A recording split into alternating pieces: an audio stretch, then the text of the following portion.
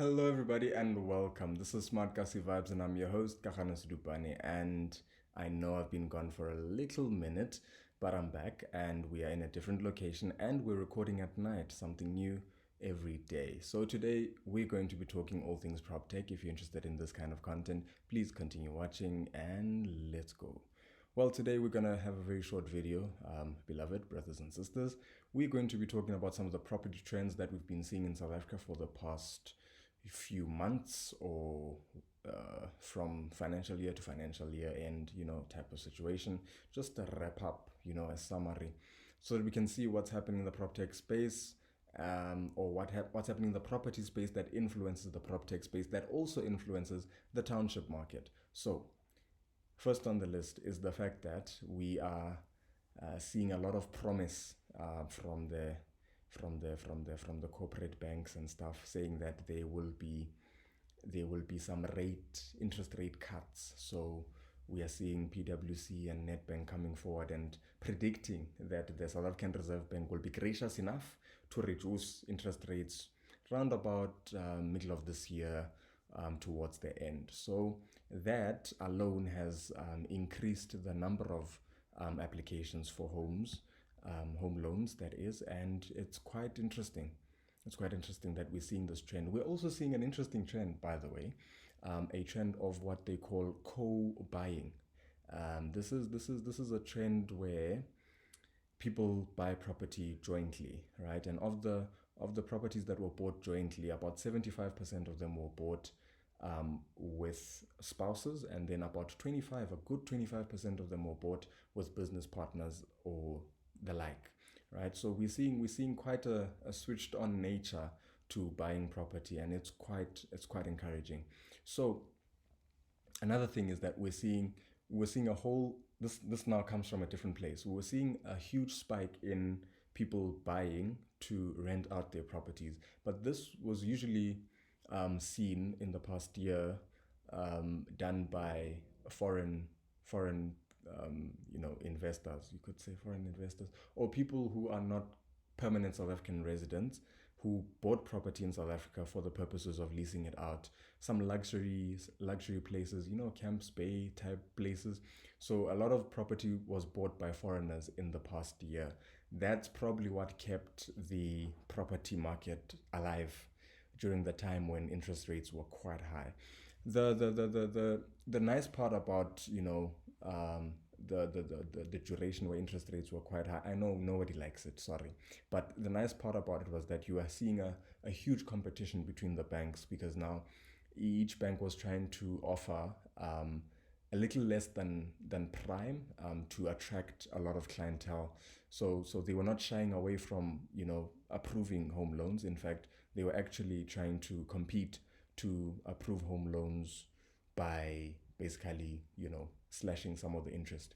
So we're also seeing another trend. This is trend number 4 of semigration. Semigration is due to the fact that people are now working from home, and it's more common now for senior level type people to be working from home, even some junior level people who do some financial services work or some software type work, working from home. And we're seeing a demand for some of these coastal areas.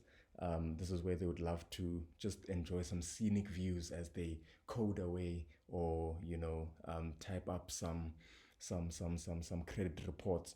So these are some of the trends we're seeing. We're going to be seeing a lot more of this because a lot more companies are being flexible. So we should as property investors look into some of these things. And if we're going to look into the particular element of semigration, it opens up a huge market for township spaces to be sort of centers of attraction in this time, because then we can optimize some of the dwellings that exist in townships, to be short-term rentals for these people who want to hop from town to town, and just experience the culture in each town or place, while they do their work remotely. So that's an opportunity for us. The opportunity for townships also exists in co-buying.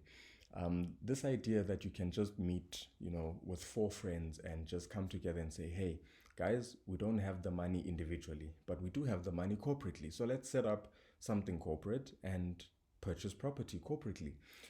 I think this is something that townships can benefit from because there are a whole lot of social um, connectors within township environments, and there are a whole lot of idea generation platforms within townships where people can just come together and decide on this particular thing instead of Stockfells, which we've actually been seeing going down in the past few months. Actually, we could then start property fells, if you will, in township communities. So that's an opportunity that exists, and it's quite viable if you set it up correctly with the correct vision and aim for them. I think you can go really far. So another one is the fact that we're seeing an increased number of deposits. Now, you'd think in an economy that has been stretched or stressed by consumer price inflation, number one, 13.4%, crazy stuff, and as well as something like, high inflation, high interest rates, sorry, you would think that that kind of economy can't produce too many, upfront deposits when trying to get a home loan. But actually, that's been the case, and the average purchase price has been sitting around 1.47 million around March 2023. Around August 2023, it was sitting at around 1.43 million. So you're sort of seeing that with that decrease in the average purchase price, it's probably because of an increase in people taking loans with a deposit. That doesn't sound right. Taking home loans and offering a deposit before they take the home loan. So I think that sounds better. So we're also seeing high pre-approval rates, like I mentioned before, of loan applications for houses. I think banks are becoming a bit more efficient also with their systems in approving home loans, and the competition is rife. But also, we just need to be careful that they don't trap the economy into a situation where affordability issues, come up along the way.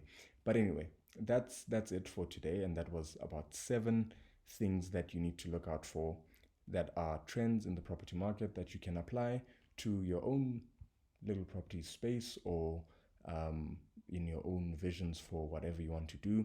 My visions for the prop tech space in the townships, quite essential information to know so that we can develop our businesses with some of these things in the mind. So, if you've enjoyed this content so far, I really appreciate you.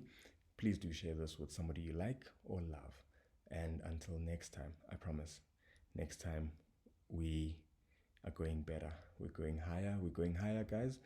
And yeah, just subscribe, share, like do proper things. Like why would you not? All right, this video is getting long. So let's call it a night. Bye bye.